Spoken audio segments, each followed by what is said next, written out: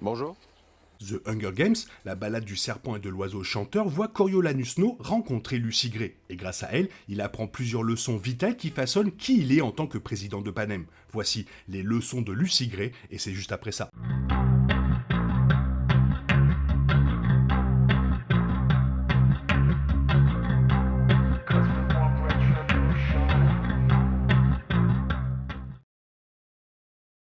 Le film préquel se déroule 64 ans avant les événements de The Hunger Games avec Katniss, alors que Snow n'est qu'un adolescent sur le point de terminer ses études. Au début, il est difficile d'imaginer qu'il deviendra le dictateur méprisable vu dans l'histoire de Katniss. Mais avec le temps, les choses commencent à changer, et cela a beaucoup à voir avec l'influence de Lucy. Lucy Gray est loin d'être un personnage maléfique. En fait, elle ressemble beaucoup aux autres personnages des districts vus dans les films. Comme Peeta et Katniss, elle a été amenée à entrer dans l'arène contre sa volonté et a été forcée de se battre jusqu'à la mort par le Capitole de Panem. Pourtant, au cours de son séjour avec elle, Snow a appris plusieurs leçons qui le guideront tout au long de ces années. Que les conclusions auxquelles il est parvenu dans le film soient correctes ou non, il est considéré comme une sorte de sagesse qui le qualifiait pour diriger le pays d'une main de fer.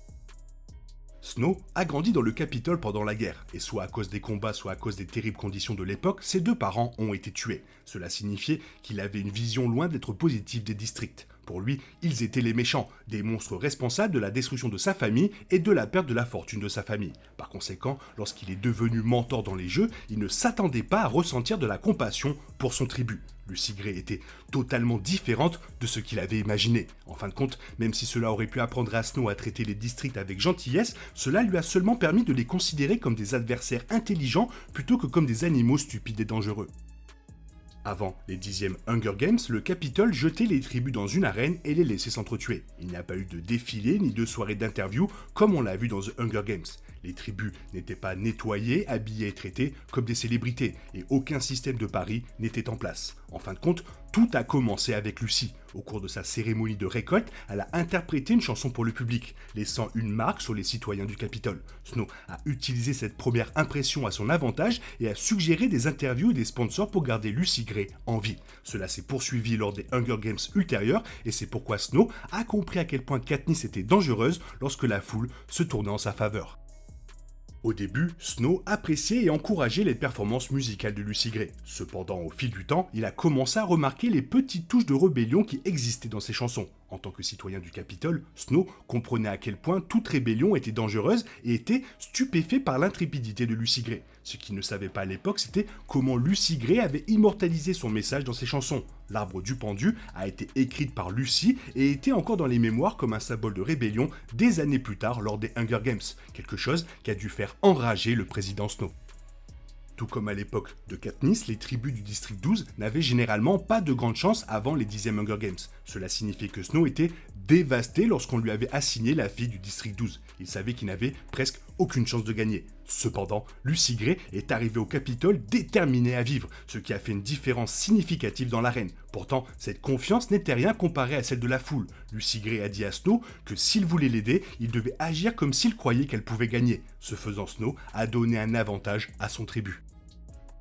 Une question courante tout au long du film est à quoi servent les Hunger Games. Au début, Snow pense que la réponse est ce que le Capitole a dit à tout le monde, que les jeux sont destinés à punir les districts pour rébellion. Cependant, la vérité est que les Hunger Games visent à démontrer comment même les plus innocents de la société, les enfants, les adolescents, peuvent facilement se transformer en tueurs sauvages. C'est un rappel pour les districts et le Capitole, et Snow l'a vu chez Lucy Gray et lui-même, ce qui l'a finalement amené à croire que la société a besoin d'un contrôle totalitaire, sinon le monde deviendra les Hunger Games.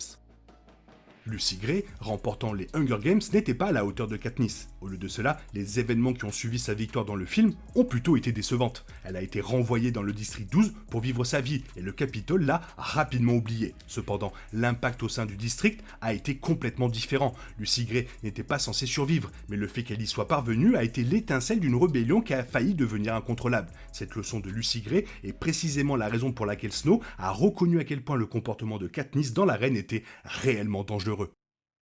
Bien que Lucy Gray puisse sans aucun doute être définie comme l'oiseau chanteur, elle est aussi en quelque sorte le serpent. Dès l'instant où elle a été récoltée pour les Hunger Games, elle a démontré son affinité pour les animaux rampants, en glissant un serpent venimeux dans la robe de la fille du maire, Meferlip, dont elle savait qu'elle avait truqué le papier pour garantir que Lucy Gray soit sélectionnée.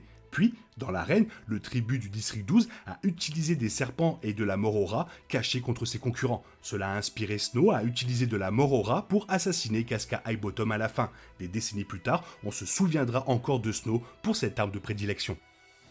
Il est difficile de dire si Coriolanus Snow est réellement tombé amoureux de Lucy Gray. Il le croyait certainement, mais le fait qu'il se soit retourné si rapidement contre la fille lorsque cela lui profitait suggère le contraire. Quoi qu'il en soit, Snow a finalement déterminé que l'amour était une faiblesse. Après Lucy Gray, on suppose qu'il n'est plus jamais tombé amoureux. Il a spécifiquement épousé quelqu'un qu'il n'aimait pas, sachant qu'un être cher légitime pourrait être utilisé contre lui. Sa compréhension de cela a été démontrée dans The Hunger Games lorsqu'il a utilisé Peeta contre Katniss pendant la guerre. Il avait appris à quel point l'amour pouvait être un outil dangereux auprès de Lucy Gray toutes ces années auparavant, à l'époque de la balade du serpent et de l'oiseau chanteur. Ce sont les choses auxquelles nous tenons le plus qui nous détruisent. Voilà, c'était un film très cool. Toi, dis-moi ce que tu en as pensé dans la zone commentaire, sinon il est temps pour toi de reprendre le cours normal de ta vie. Bien sûr, on se retrouve bientôt pour une nouvelle vidéo. Bisous bisous, bye bye.